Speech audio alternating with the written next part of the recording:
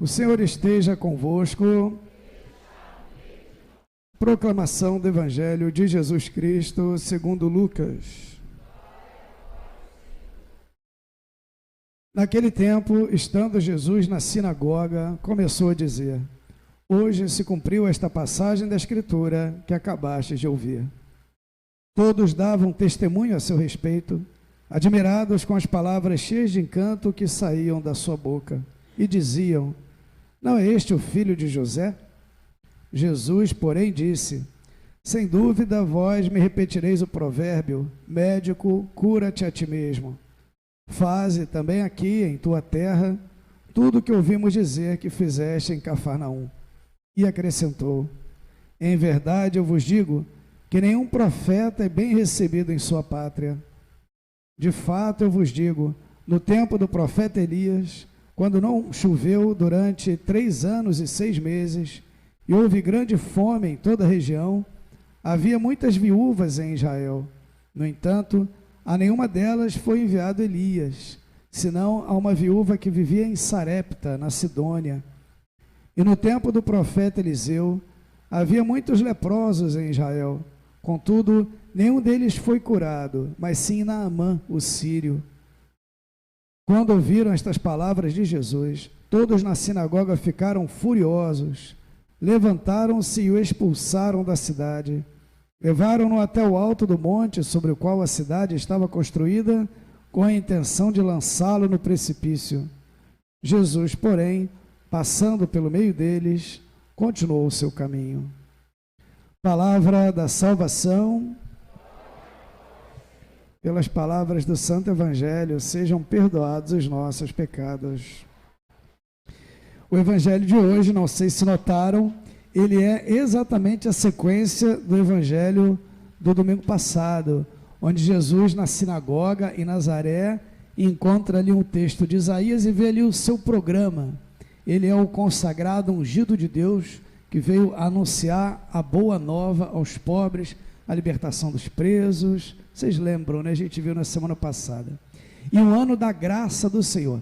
E eu chamava atenção para o fato de que Jesus fechou o texto e não leu o último verso, o último versículo ali do oráculo, que dizia: e o dia da vingança do nosso Deus. Ele proclamou o ano da graça do Senhor e fechou o livro, não falou e o dia da vingança do nosso Deus. Parou o texto no meio. E eu fazia esse comentário, inclusive citando o nosso arcebispo, uma ocasião que ele falou, né, de fato, sobre esse detalhe, que Jesus veio anunciar a graça de Deus, mas não a vingança, não um Deus vingativo.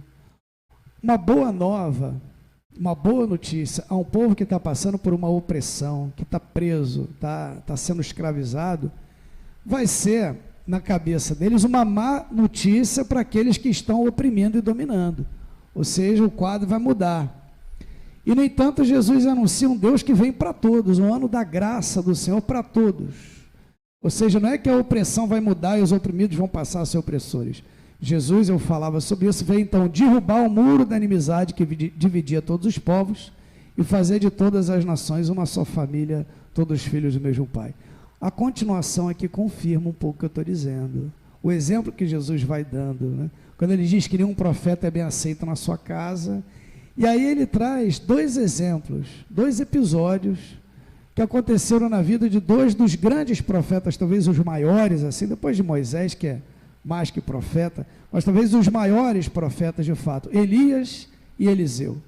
Elias é o modelo dos profetas, um profeta muito antigo, lá do início da história de Israel, e muito popular, muito querido, e ele combateu ali os outros deuses, numa época em que Israel ainda prestava culto aos outros deuses, ele defendia ali o culto a Deus único, e foi muito querido. Para a gente pensar, quando tem aquela passagem da transfiguração, quem que aparece para Jesus ali? Moisés e Elias, a lei e os profetas. Essa expressão que é comum no Antigo Testamento, que resume de alguma maneira a história da salvação, a preparação até Jesus, a lei e os profetas. Então a lei está simbolizada ali em Moisés, e os profetas, olha aí, como um todo, simbolizados em Elias. E Eliseu, que veio depois dele, foi o discípulo direto, assim como que pegou o bastão ali de Elias, né, e todo mundo viu, então ele tinha ali a autoridade, né, a força de Elias. Ele, inclusive, pediu uma porção redobrada. Quando Elias estava indo embora, disse assim, pede o que você quiser, né? Vamos ver se Deus vai te dar. E ele falou, eu quero uma porção redobrada do teu espírito. Olha só que pedido ousado. O maior profeta Elias, ele ainda pediu, eu quero o dobro do teu espírito. Pediu com ousadia. Bom, aí Elias fala assim, olha, o que você está pedindo é difícil. Não sei se Deus vai te dar ou não, vamos ver. Mas e a escritura não diz, a Bíblia não relata se deu ou não. Mas um detalhe, Eliseu fez exatamente o dobro de milagres que Elias. Então parece que tem ali uma confirmação de que esse pedido foi concedido. Então, esses dois grandes profetas, defensores ali da fé de Israel. E, no entanto, Jesus traz dois episódios que estão lá na tradição deles. Primeiro com Elias, quando ele diz aqui que na época lá em que houve uma grande seca, 3 anos e meio de seca, havia muitas viúvas, todo mundo passando fome, muitas viúvas mais ainda, porque não tinham nem recursos, e Elias não foi enviado a nenhuma delas, senão a uma viúva que vivia em terra estrangeira, em Sarepta, na Sidônia, foi enviado a uma estrangeira. E na verdade, o que aconteceu ali, foi que Elias estava fugindo do rei, porque Elias denunciou o pecado do rei, e ele disse que a seca era por causa disso, e aí o rei botou a culpa em Elias por causa da seca, e estava perseguindo Elias de morte, ele fugiu. Então, na verdade, ele estava fugindo do rei, que queria matá-lo, e, no entanto, olha a leitura que Jesus faz, que Elias estava sendo enviado àquela viúva para cuidar dela na sua providência ali. Estando ali o profeta, Deus não ia deixar faltar. E a mesma coisa aqui com Eliseu, quando ele conta esse episódio aqui de Naamã, o sírio, que teve lepra. Ele dizia, havia muitos leprosos em Israel, em todos os povos tinha, né? As colônias com os leprosos, doentes. Naamã não curou ninguém, a não ser, aliás, Eliseu não curou ninguém, a não ser Naamã, o sírio. E a Síria era o exército inimigo da época, tinha muitos conflitos, muitas guerras com Israel, e ele era um general do exército, que foi curado.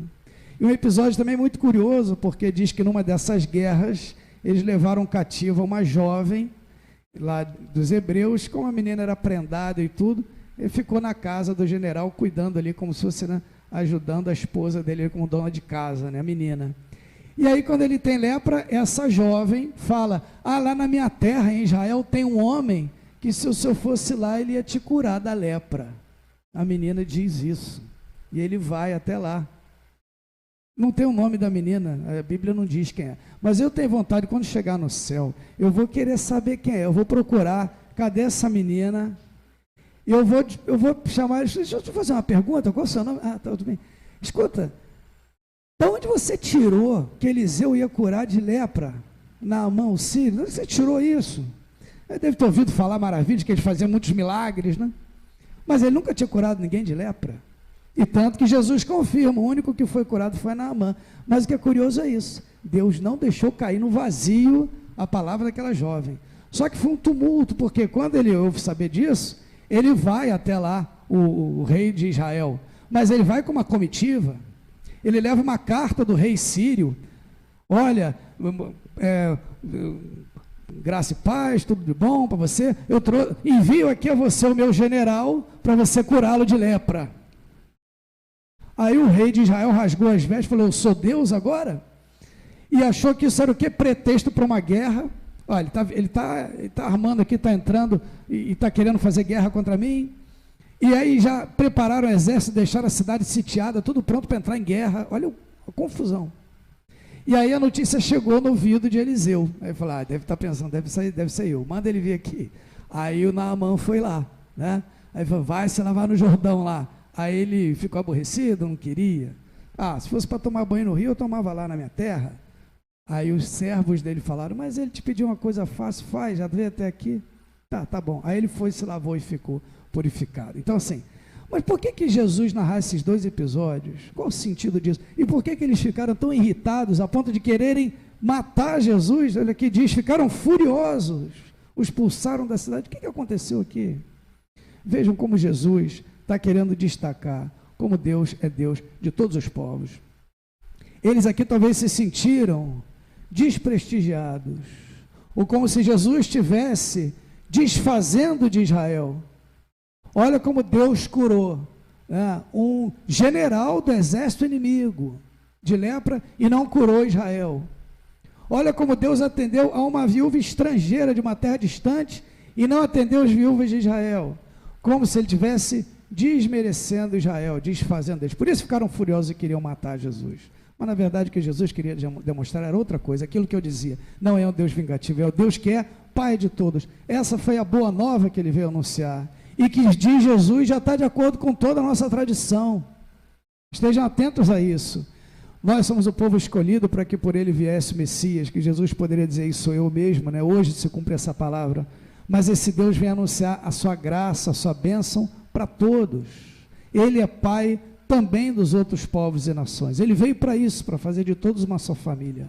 É o amor de Deus que é derramado sobre todos. Isso já estava, eu repito, na tradição. Olha a primeira leitura aqui de Jeremias, o que Deus diz para ele? Desde o ventre da sua mãe eu te consagrei, te fiz profeta das nações. Essa é uma expressão para Israel, são os outros povos. Então ele vem, Jeremias, como profeta, não apenas para Israel, mas para todos os povos e nações. Todas as nações são objeto do amor de Deus. Deus é Pai de todos e ama a todos. Isso que Jesus veio anunciar com o seu evangelho.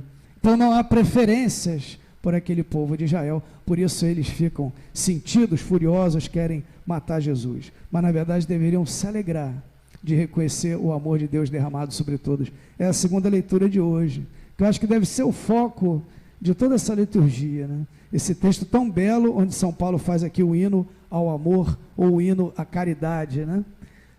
São duas traduções possíveis para a palavra grega agape, né? Que é o amor, né? Amor é uma palavra muito desgastada, né? A gente usa muito para muitas coisas, e aí talvez por isso escolham caridade. Eu tomo a liberdade de dizer, minha opinião, caridade também é uma palavra desgastada hoje. Quando a gente fala caridade, a gente pensa sempre em uma assistência, ele é alguém que precisa de um alimento, de um cobertor no frio, né? E tá bom, mas é pouco, a caridade é muito mais que isso, ou o amor é muito mais que isso, esse amor de Deus, né? Então, existem outras palavras para o amor esponsal, para o amor fraterno entre irmãos, mas esse é o amor de Deus, e é desse que São Paulo fala, esse amor que Deus derrama sobre nós e nos convida a viver. E aí na carta aos Coríntios, no capítulo 13, lá já no finalzinho, depois de falar dos carismas, inúmeros carismas que a igreja de Corinto tem, né, tantos talentos, tantos dons que brilham e aparecem, mas eu vou dizer para vocês o mais importante, um caminho que supera todos, e aí ele fala do amor ou da caridade. É um texto que assim, eu gosto sempre de voltar nele, eu gosto muito desse texto, né? Convido vocês também a isso, me parece que é o primor assim de todos os textos de São Paulo, esse hino à caridade que ele faz. É um texto que tem algo de poético, é claro, mas ele também é muito concreto. Isso é interessante. O texto aqui, ele é um texto que se aplica em inúmeras situações para a nossa vida, para a nossa paróquia, para qualquer... Mas também é um texto aqui ocasional. Ocasional. O que eu quero dizer com isso? Um texto que ele escreveu para aquela comunidade e que tem uma razão de ser. Não, ele não escreveu assim, vou escrever uma palavra bonita aqui. Não, ele escreveu por quê? Se a gente for ler as cartas aos Coríntios, né, a gente percebe isso. Era uma comunidade muito viva, muito vibrante, das maiores, dali das primeiras comunidades, tinha sido fundada por São Paulo. Corinto era uma cidade portuária, uma cidade grande, ali na Grécia, e justamente por isso, por ser uma cidade portuária, tinha muito movimento, muitas culturas, enfim, muitas coisas erradas também, é claro. E aí uma comunidade que consegue confrontar todo esse ambiente, cresce, envia missionários para outras comunidades, tem muitos talentos, muitos dons, sobressaía. Mas justamente por causa disso, começa também ali a haver orgulho, vaidade, começam a haver disputas, partidos. Se a gente for ler a carta aos Coríntios, a gente vê isso. São Paulo falando, chegaram até mim notícias aí de brigas, de conflitos. Um diz eu sou de Paulo, outro eu sou de Apolo, outro eu sou de Pedro. Ué, como é isso? Cristo está dividido então? Em outros textos da carta ele vai falando, cada um tem um carisma, cada um tem um dom, mas seja sempre para o serviço do outro. O olho não pode dizer para a mão, eu não preciso de você. O ouvido não pode dizer ao pé, você não é importante para mim. Assim também entre vocês. E ele fala de todos esses dons e carismas e que sejam para o serviço. O texto é ocasional, não é por acaso que ele está dizendo isso. Olha o que ele vai dizer. Então, fala dos carismas e vou mostrar algo que vale mais do que tudo isso aí. Um carisma que é superior. Ainda que eu falasse todas as línguas, as dos homens e as dos anjos, se não tivesse o amor, seria como um bronze que soa, um sino que toca, seria só barulho. Por que ele está dizendo isso? Porque havia naquela comunidade alguns que cantavam e louvavam, parece que estavam cantando nas línguas dos anjos, de tão belo, admiravam.